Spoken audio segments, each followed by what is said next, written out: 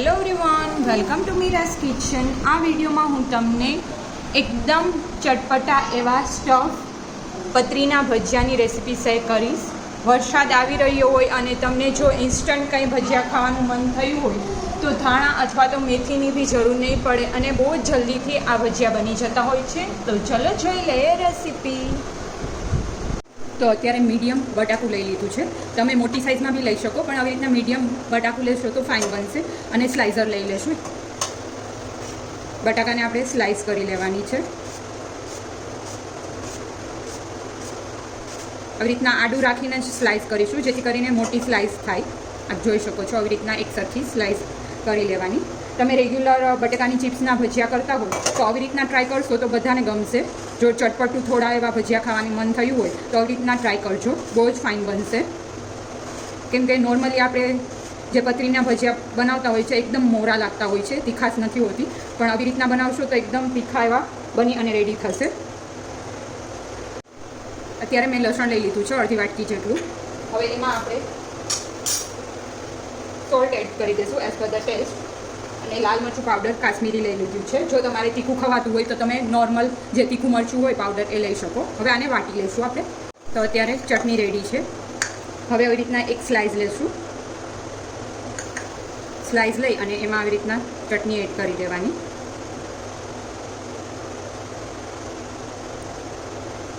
સ્લાઇસને બી જ્યારે બનાવવું હોય ત્યારે જ આવી રીતના રાખીશું, જેથી કરીને જો પાણીમાં રાખીશું તો પ્રોપરલી મજા નહીં આવે. આવી રીતના બધી સ્લાઇસ સ્ટફ કરી અને રેડી કરી લેવાની છે.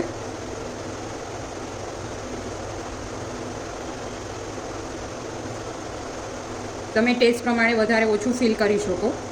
અત્યારે આપણે બટાકાની સ્લાઇસ જ લીધી છે એટલે બહુ જાજુ સ્ટફિંગ એડ નહીં કરીએ, બાકી બહુ વધારે લસણનો ટેસ્ટ આવશે. આવી રીતના પ્રેસ કરી લેવાનું, જેથી કરીને એક્સેસ હશે એ બહાર નીકળી જશે.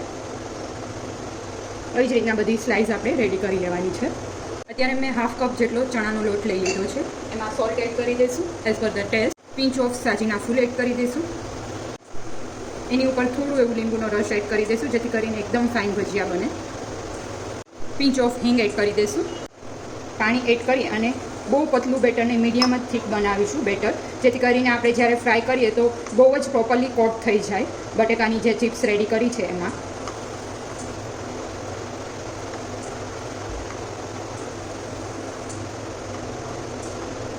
રેડી છે બેટર, આપ જોઈ શકો છો. આવી કન્સિસ્ટન્સી રાખવાની છે. હવે અત્યારે આપણે એક બટેકાની આવી રીતના સ્લાઇસ લઈ લઈશું અને આને પ્રોપરલી કોટ થાય એ રીતના બંને સાઈડથી રીતના લઈ લેવાની છે. એક કઢાઈમાં મેં તેલ મૂકી દીધું હતું ગરમ થવા માટે, અને તેલ આવી જાય એટલે એમાં આપણે જે રેડી કરેલી ચિપ્સ હતી એ ફ્રાય કરી લઈશું વન બાય વન. આવી રીતના ભજીયા તળી લેવાના છે. મીડિયમથી હાઈ ફ્લેમ ઉપર આપણે ફ્રાય કરવાના છે.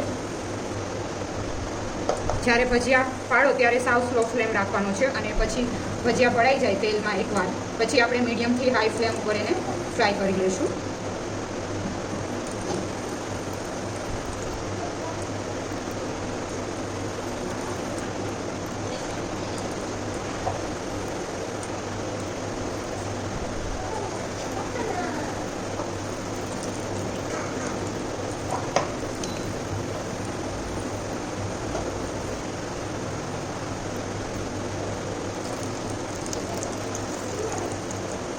થોડું થીક બેટર હશે તો જ બંને સાઈડ તોડશે, બાકી બેટર બહુ થીક નહીં, એટલે ખાસ ધ્યાન રાખવાનું. જ્યારે આપણે પતરીના ભજીયા બનાવતા હોય ત્યારે બેટર થોડું એવું થીક રાખીશું. હવે ટર્ન કરી લઈશું. આપ જોઈ શકો છો જરા બી તેલ નહીં રહે અને બહુ જ ફાઇન ફૂલશે. તમે આ વેથી ફોલો કરશો તો.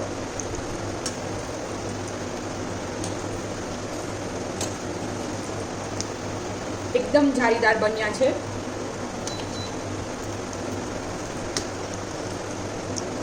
ટર્ન કરી અને આપણે પ્રોપરલી કૂક કરી લેવાના છે.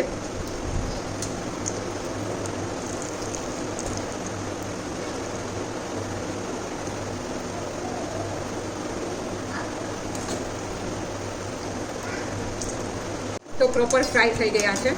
આપણે આને એક પ્લેટમાં લઈ લઈશું અને ગરમ ગરમ જ સર્વ કરીશું. તો રેડી છે એકદમ ચટપટા એવા સ્ટફ પતરીના ભજીયા જે બહુ જ ફાઇન બન્યા છે. આપ જોઈ શકો છો એકદમ જારીદાર બનશે. આવેથી ફોલો કરશો તો.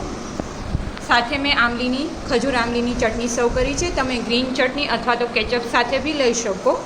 તો આપ બી આ રેસીપી ટ્રાય કરજો અને કમેન્ટ કરી અને જણાવજો તમને મારી રેસીપી કેવી લાગી એ. અને હા, હજી સુધી જો તમે મારી ચેનલને સબસ્ક્રાઈબ ના કરી હોય તો જલ્દીથી મારી ચેનલ સબસ્ક્રાઈબ કરી લેજો અને બેલ આઇકન પ્રેસ કરી લેજો, જેથી કરીને તમને મારા લેટેસ્ટ વિડીયોના નોટિફિકેશન મળી શકે અને તમે મારા લેટેસ્ટ વિડીયો જોઈ શકો. Thank you for watching my video.